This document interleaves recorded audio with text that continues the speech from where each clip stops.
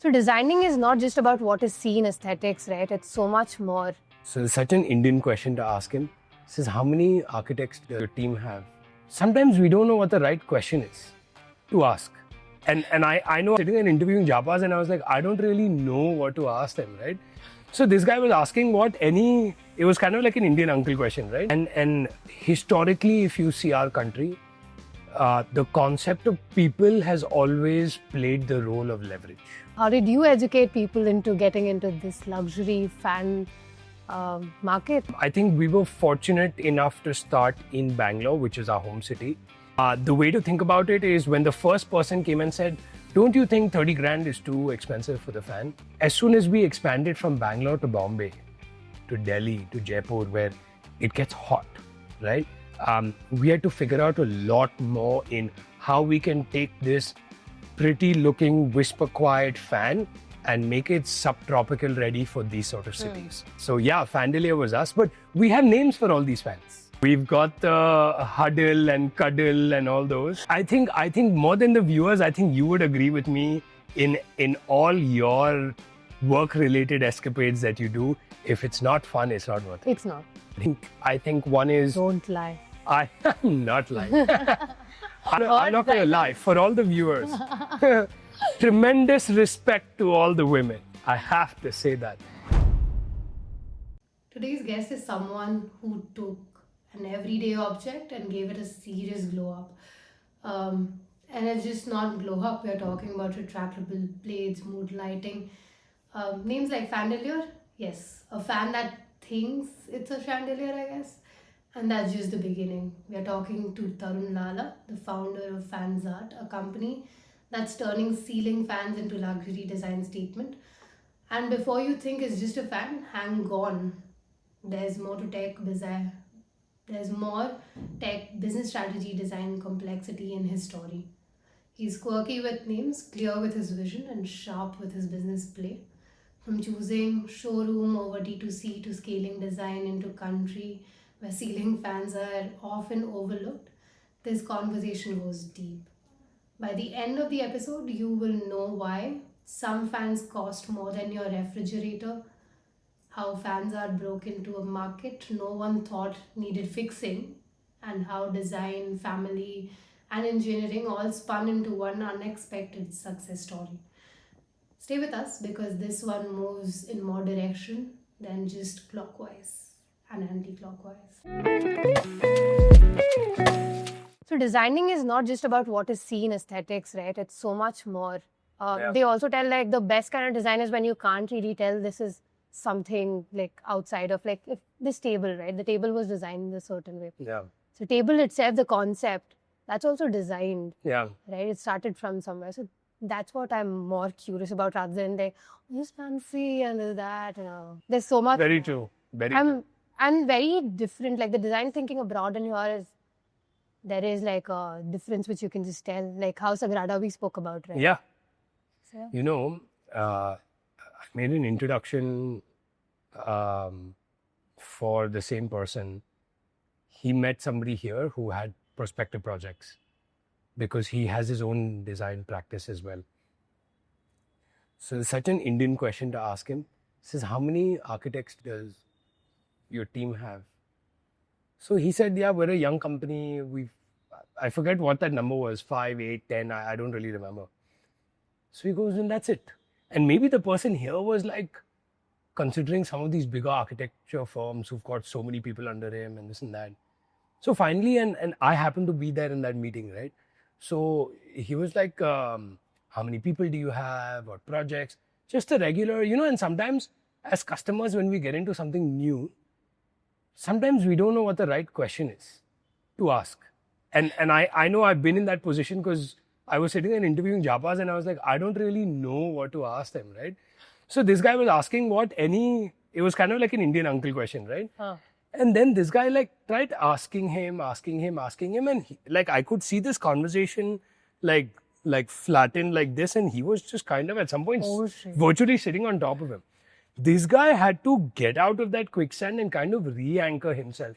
And he was like, wait, let me explain to you. And it was amazing what he did, right? Pao, if you ever see this video, I'm talking about you, I'm complimenting you. And he goes, let me give you context. Right now, the Sagrada has an entire portion that needs completing, and I think it was 5 sections that needs completing, and there's a bunch of stuff being restored. So he goes, I probably have 28 individual projects going on at the Sagrada, and I'm doing all of it with 13 architects. So he goes, if you come to the Sagrada, I will show you the magnanimous amount of work going on over there. And I have only 13 architects. So he was like, I don't know what you mean by the strength of number of architects, but you also have to see the kind of efficiency and the productivity we're able to achieve with lesser. Yeah. So he's like, I don't believe the strength is whatever, but how he was able to re-anchor that in terms of output and productivity and less in terms of like just how many architects you have. So they also come to our university and teach us like how these things are built, like even the curves and like how the columns are there and all that. Yeah.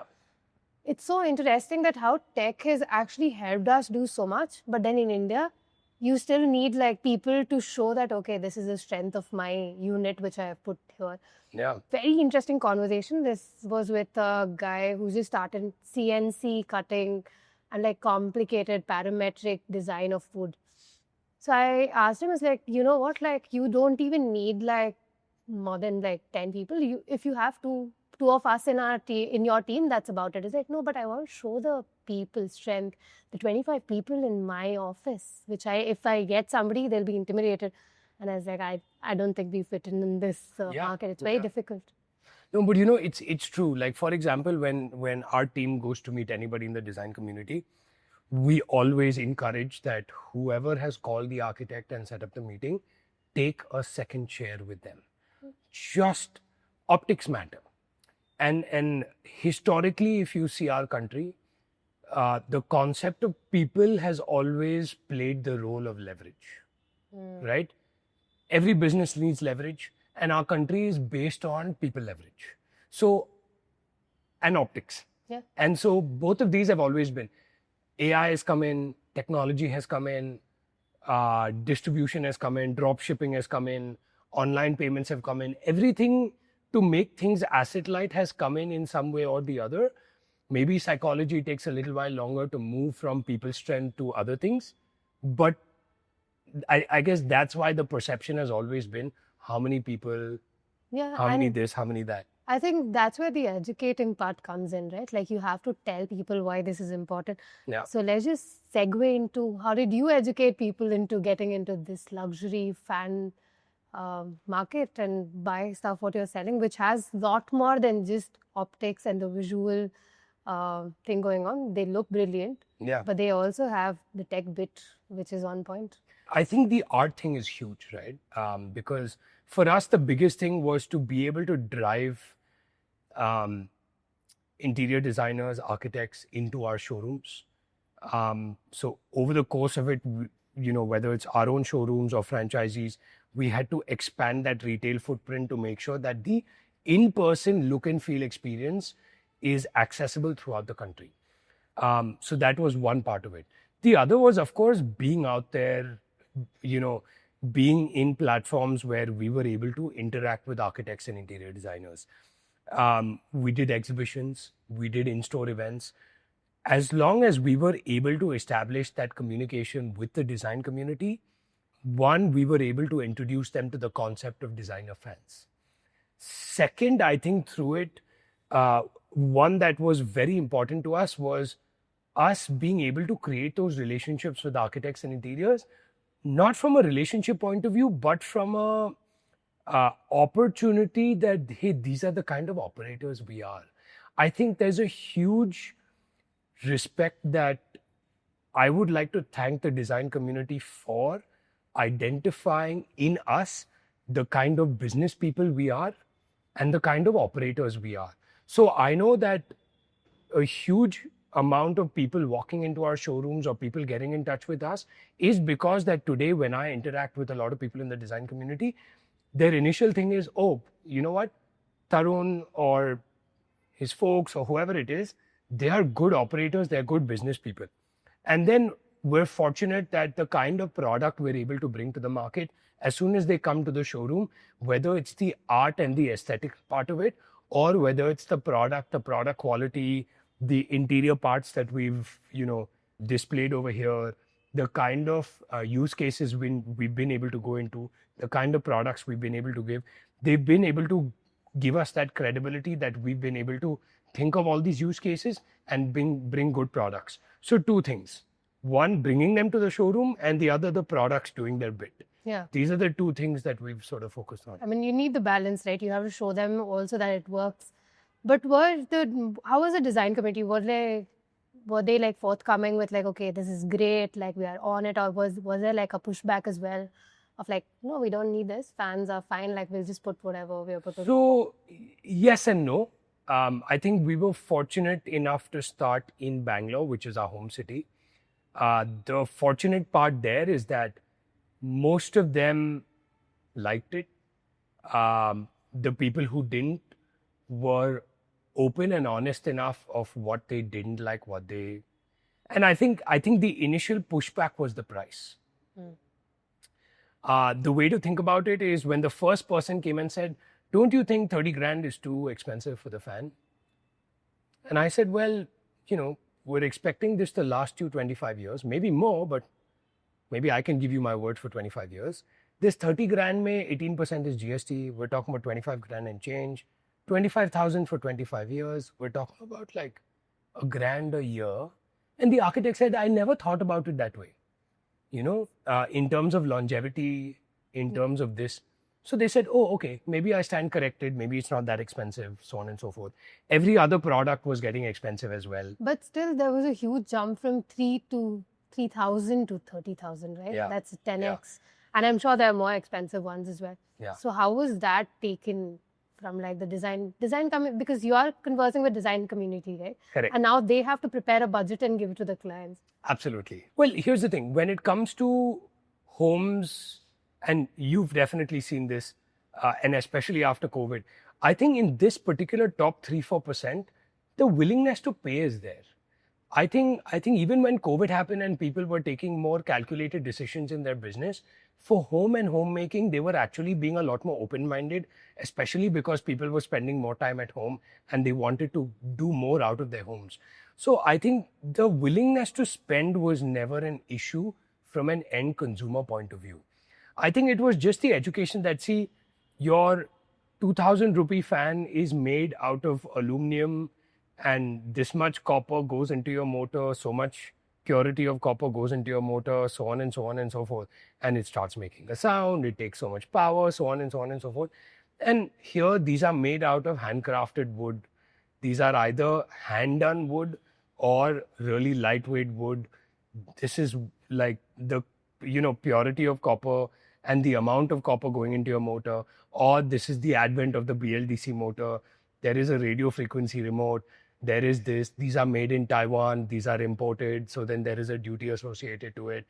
The others are being sold to you online or through retail counters. These are being sold through, high-end showrooms, so on and so forth. So the entire look and feel is different. So the positioning and the sell had to be the Mercedes versus Maruti sort of combination. Again, we're not saying one is good, one is bad, but the concept of a car gets you from A to B purely from a functional mindset to this is more of a luxury mindset. Neither of them are good or bad. They both do their job. But then why is a certain category of people going for this? But is there also a middle class set of people who are also buying this, or is it mostly luxury or HNIs only? We are doing 1-bedroom apartments as well. Oh, wow. We've been able to sell 2 fans or 3 fans into them. They are not our ideal clientele.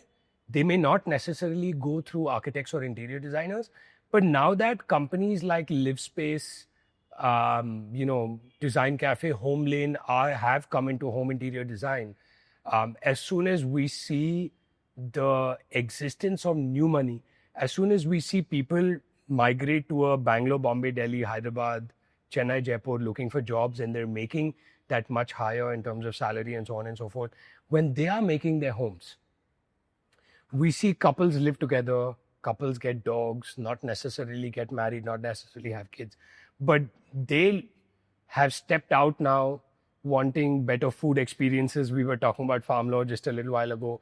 They are willing to spend now that 5,000, 10,000 per person on a farm law or whatever it is. For them, spending 15,000 on a fan that will last you 25 years versus one meal, like we're seeing people do that math. So yes, we are seeing the new money. We are seeing the one bedroom apartment. We are seeing, the smaller apartments as well. But they are not our ideal clients. Our ideal clients are still the larger apartments, the bungalows. Even the restaurants, right? Even the restaurants. Bastion. Yeah, we're doing hospitality. We did Bastion. Yeah. We're doing a lot of hospitality projects. We're doing hotels, resorts, restaurants, so on and so forth. And somewhere when you're running hospitality as well, you look at it in two ways. One is the aesthetic, one is the functional idea of the fan, and the third is the idea of the fan saving you on air conditioning costs as well. Right. So there's multiple of these thought process around it. I'll push you towards the research end a little bit now. Say, when we are talking about aesthetics, we're talking about tech, we are also talking about, say, the functioning bit. How are you actually balancing all of this, and how much of research goes behind, say, one fan design, and how much time is it taking for you to, from ideation to like final production? I think if it's an incremental change, it can be easy. It can be 6 months. If it's something a little more than that, there was one particular model took me about 2 years. When you look at the model, it doesn't look that it could have taken 2, but yeah, it took us 2 years to figure out. So yeah, everything, whether it was retractable blades for dining tables, it was the concept of Fandeliers, it was the concept of hugger fans for low height ceilings. Let's not forget, a lot of these products have been made for other countries.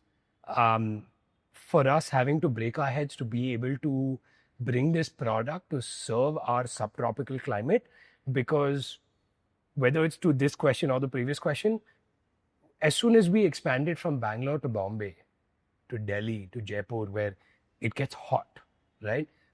We had to figure out a lot more in how we can take this pretty looking whisper quiet fan and make it subtropical ready for these sort of cities. So what kind of changes were made, like say if we are going from here to Delhi? Higher blade angle, higher RPM. Now here's the thing, higher the blade angle, higher the amount of air displacement. But also the higher the blade angle, the higher amount of power absorption. How do we try to reduce the power absorption while increasing the blade angle and increasing the RPM? But also keep the comfort in the room, right? With reducing the sound. But also when you increase these two, you're increasing the power and you're increasing the concept of a noise. So we want these two to reduce, we want these two to increase. Right. So how do we balance between the two?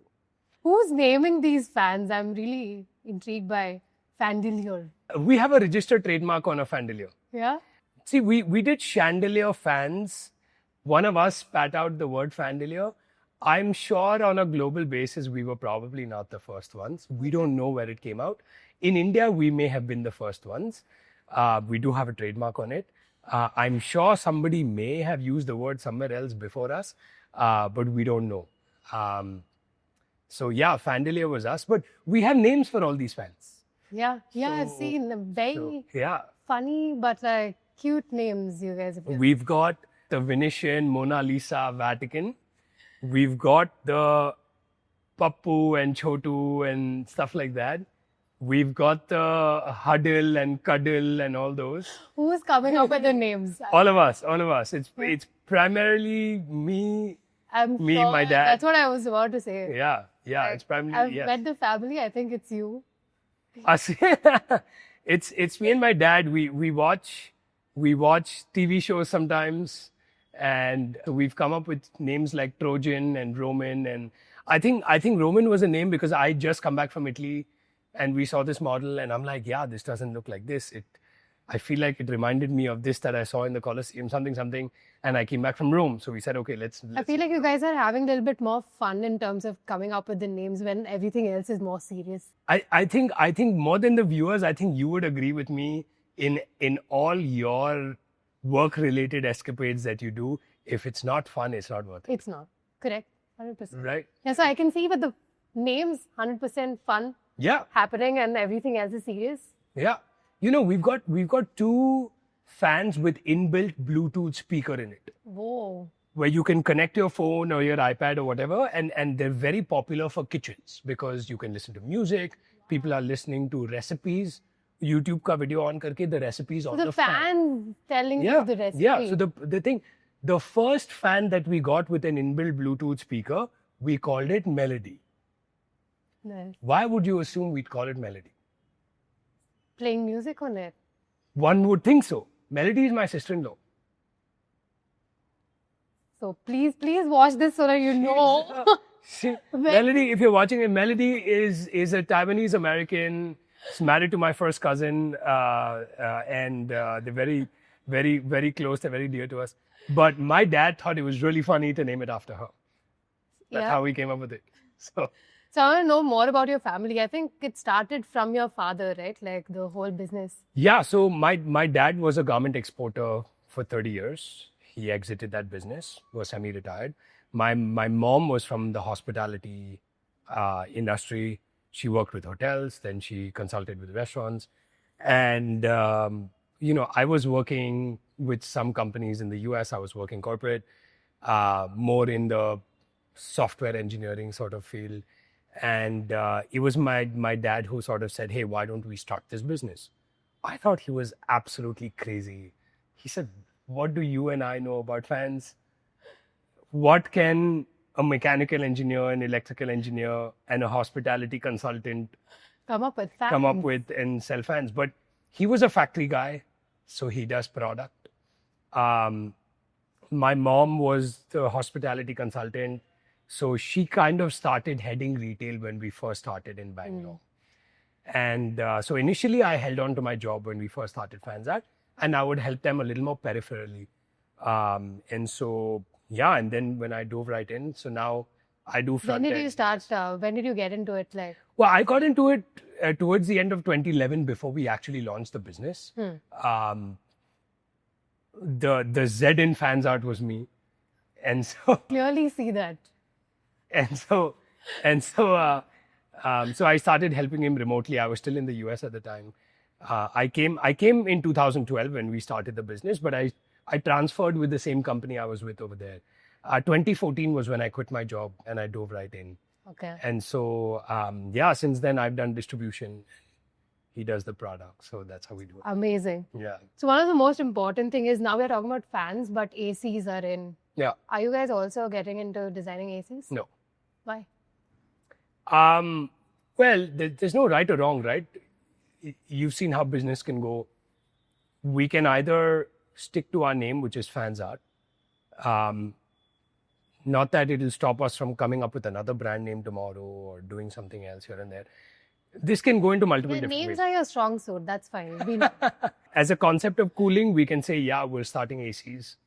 As a concept of last mile home interior, luxury product goods, we could get into lighting, we can get into chandeliers. Yeah, because you're already into a lot of lighting and chandeliers. Absolutely. And And they are more last mile purchase, so we could do that. We chose not to. So we chose not to get into ACs. We chose not to get into lights and chandeliers. We chose to expand on the fans. We have tripod fans, we have exhaust fans, we have Fandeliers, we have other things. But we also chose to get into industrial fans. So today we actually are offering industrial HVLS fans for airports, warehouses, manufacturing units, so on and so forth. And we're expanding on that industrial use case. Not necessarily from an HVAC point of view, but wall-mounted HVLS fans, standing pedestal HVLS blowers, stuff like that. So those are the kind of things that we're currently doing. We've offered them fairly widespread in Bangalore. We've started offering them to other cities. I think soon we'll be pan-India when it comes to those. what's your most catered segment right now? Residential. Okay. I think 80% residential, 15% hospitality. Yeah, that's what I thought. 5% Like commercial. hospitality would be like a bigger segment. Hospitality is increasing a lot more. I think the transaction sizes in hospitality is a lot higher. But if you see the number of transaction residential is still the most. And then commercial is also increasing. Which part of the house people are putting these fans in? Every part. Yeah. I think in the smaller homes, the living rooms are probably the most. But if you see somebody who's attracted to designer fans, they'll say, you know what, give me something basic and inexpensive for the guest room. Give me something, if at all, for the helps quarters, they may not want to spend so much. But some of the bigger homes are doing that as well now. They're putting something in the in the wet kitchen, the dry kitchen. They're putting something in there are houses coming up with their own gyms now. There are houses coming up with their own, puja rooms, walk-in closets. They essentially, if once you're attracted to something like this, you want it everywhere. Yeah. So earlier we would see a person say, no, this is 30,000. We'll only put this in the living room and the master bedroom. Everywhere else, we'll spend that 3,000. But now we are seeing that difference. People who are attracted to this concept want it everywhere. Because once you're making your home, you want it everywhere. Yeah. You don't want to enter a different room and see that appliance-looking fan now. Yeah, I think once you've understood the tech behind of it, you want it everywhere. Of course, the aesthetics helps. Absolutely. For sure. Yeah.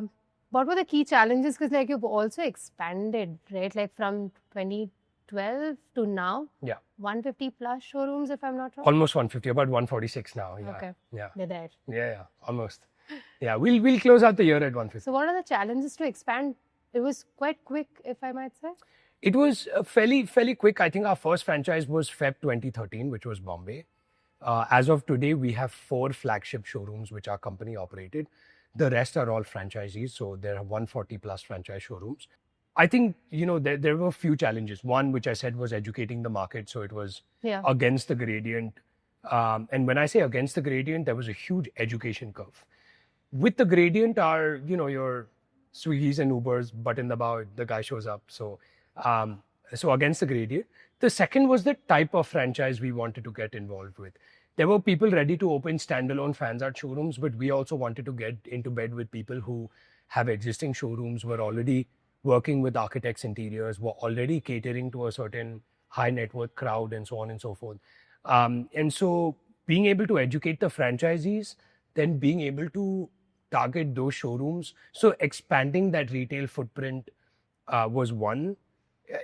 I wouldn't call it a challenge, but it was definitely a task that was something that we needed to put effort into. The second was, and this was more challenging, that was taking a last mile product as fans.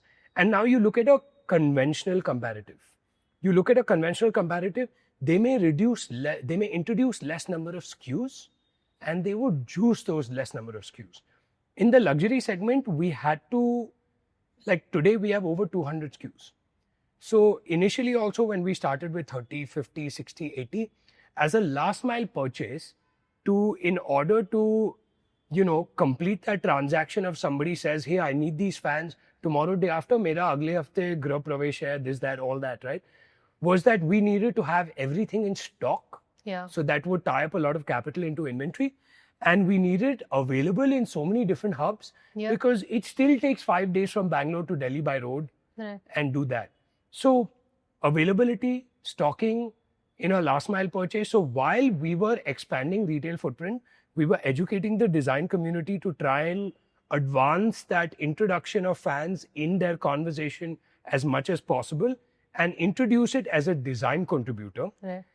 While at the same time figuring it out, inventory, availability, all that stuff. So trying to balance that while expanding as a purely 100% family-owned and bootstrap company was something that we wanted to sort of balance out well without having to raise external money, without having to really increase. We're completely debt-free, so without having to add debt on the books or any of that. So I think that was the balance we had to figure out. And parallelly also designing these fans, right? And how was that happening? Like getting all these, where are the designers coming from? How are you guys fixating on like, okay, this design we are going to go for? There's no like 10 designs. You guys have hundreds of designs. Correct. How did that kind of catalog got built? So one is, initially we identified places where these are manufactured. These are being manufactured in multiple countries. We're currently importing from 5 different countries. The second was identifying the use cases for Indian climate, Indian ceilings, and Indian homes. The third is actually designing them. So it's a mix and match. See, some of these factories have their designs, some designs we come up with, but primarily we work with a design agency out of Spain. So it's a mix and match. Why not Indian people you're hiring and getting their designs? I think familiarity,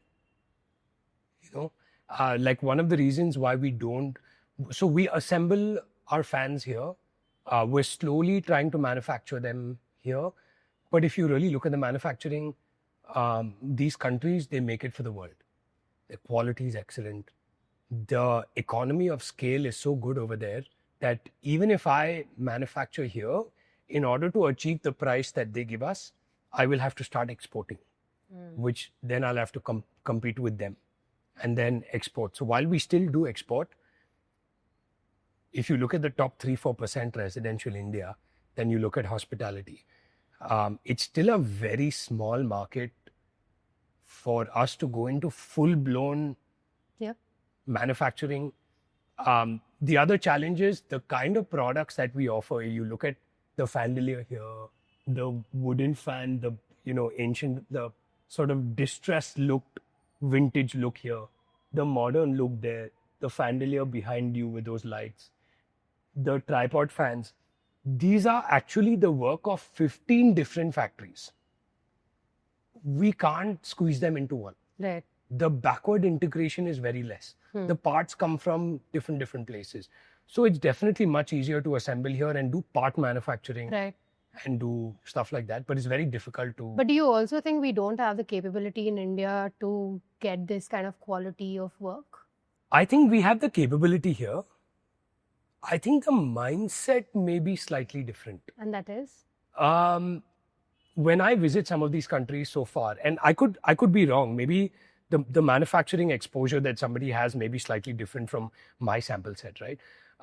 When I go to these places, inevitably, the older generation doesn't speak English. The younger generation has studied abroad, come back, and they speak in English.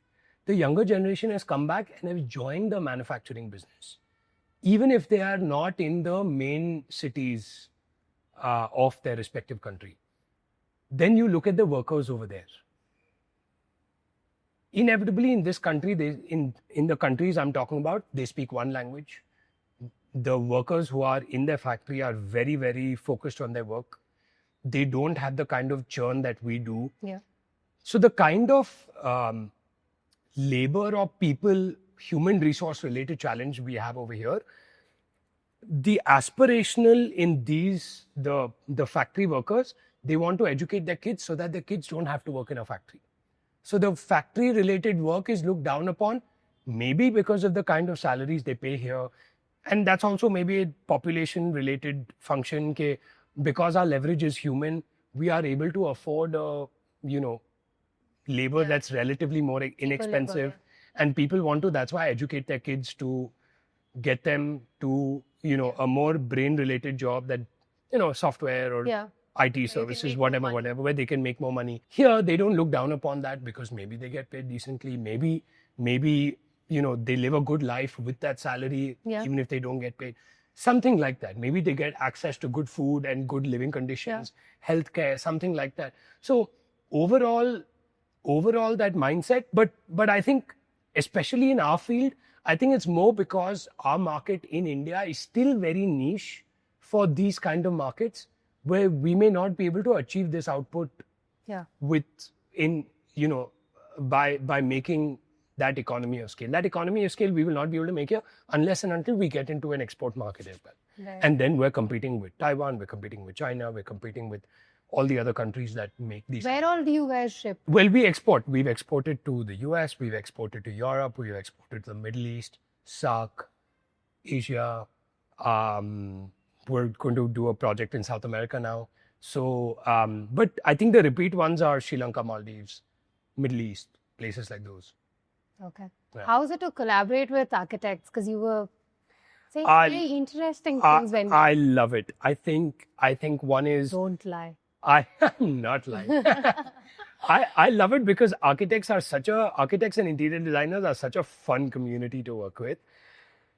There's a sense of ease that I don't necessarily, I lost, like coming from an American, slightly more corporate. When I was in engineering there, it was slightly different. But as soon as I moved to the technical guy on the sales team, my dressing had to be a lot more formal. As soon as I started interacting with the design community, I knew they weren't going to judge me for what I wear or whatever. So it became a lot easier. They're a lot more fun to hang out with. Yeah. All of them, very you'll say? creative. Well, I mean, the good part is I can ask them whatever question I want to. They will not judge me. And I'm happy to say I've made a lot of friends in the community. I've been happy to, like, they've accepted me as a friend, not as a brand, not as a vendor, not as anything. I think the good part is when they separate Tarun from the brand, they know that, I'm just a business operator, and the only way to sustainably spend so much time with them is not really trying to sell my brand or sell whatever. Today, if they find value, they will buy, or if it aligns with their projects, they will. But today I'm there, of course, with the incentive of the brand, but the only sustainable thing is to hang out as a friend. Yeah. And the more, you do that, the more you're accepted as a friend. And I mean, I'm happy to say I have so many good friends in the industry now. So you're a good friend, good business person, technology you're understanding, design you're understanding, and now you're a father. Yes. How is that The going? best role yet. Yes. Best role yet. Tell us about like how complicated it has gotten, because you're juggling a lot of things. Right? Like the way, I'm not gonna right lie for all the viewers. Tremendous respect to all the women. I have to say that it's slightly easier on the guys. No, I mean I've been there. I feel like my primary focus is my wife, because there are, between my wife, my mother-in-law, the help at home, there's 2-3 people looking at the baby. So my focus was making sure my wife is doing well. It's not easy on the women, both pregnancy and especially after pregnancy. So tremendous respect to them. Also, very supportive of my wife to know that, that I don't really get maternity leave when you have your own business. And so we were home from the hospital on a Sunday. Monday, I was back at the office, even if it was for only 2 hours. And I met you 1 week before the baby was coming, and then you're still here with all of us talking about design of fans. I think there's been support from everyone at work, support from the parents, support from my wife, and it's been amazing. So lesser sleep, so that it allows me to, activate at work, activate at home. But it's incredible. It's incredible. It's been the best role yet. Yeah. Yeah. Great conversation with you, Tarun. No, for sure. Very, very insightful. I learned a lot today. No, thank you so much. Let me throw some at you. Yeah. Yeah. So Let's for go. the sake of everyone watching, please tell them the 2-3 different things that you do. I don't do much, but I'm a computational designer. I work at a company. Also, I mean, in that I do a lot of simulations, cool stuff. But then I also have my own company where we do computational design again, like a consultancy. And then we do podcasts. What Well, that's not much. define the top 3 things that come to your head when it comes to your work, when it comes to any of these 3 things? What are the top 3 emotions that come to you, because you're doing 3 different things? Yeah. Yeah, sure, there's an overlap, but what are the top 3 emotions that come to you that drive you? I think pure joy of seeing something being made Yeah. at the end of it, right? I think that's all I work for. Say podcast, that's the overlap. So it's not only design which is overlapping, it's just, seeing the podcast coming out, people watching it, please watch it. Doing even like as simple as doing one environmental analysis and understanding how that changes the whole building or interiors, impacting something really big, right? Small, big, whatever. But at this end, I think I love making. And the other thing is problem solving. Again, give me joy. I love it. I love getting problems more than designing like from the scratch. Being creative, I think I'm more of a problem solver. Yeah. And you're as well. We are solving a problem, connecting people, Yeah. talking about what's happening behind just fans. It's not just fans, right? When you talk about it from the tech perspective, you talk about it from design perspective, from the business end, there's so much going on. And then the 30,000 does not really feel like much, you know? Yeah. So the stories have to come out. I love stories. Yeah. Yeah. No, and it's incredible, right? Everybody, I think that's the commonality between most architects, interior designers, most business operators. And even within the design community, some choose to be more hands-on, some choose to run it as a business, and of course, whatever aligns with their goals, right? But I think they're also a community. You guys are the community that likes to develop from scratch and see something be made in front of your eyes and actually see people, if it's residential, people live in that. Yeah. And it's such a rewarding feeling. It's such a cool feeling that no matter how quirky that design in your head is, and I know you've mentioned Muslab and Josefa, and when I think quirky, I think of him. He's such a great guy and Very original. very, very unique, very eclectic. Yeah. In terms of the kind of designs they do. I mean, so many of them, such incredible names in the community. So fun, and I think they also have fun in what they're building, right? That I mean, there's exhaustion for sure, and there's a lot happening. But then at the end, when you see, it's like baby growing. When you see your baby in front of you, you're like, okay. Yeah. It's okay. Yeah. It's all And, right. and similar It's kind worth of it. respect for the design community, right? Because especially interiors, there are so many different moving parts. I mean, I just come from one product point of view, right? They come from so many different moving parts, so many different products to figure out.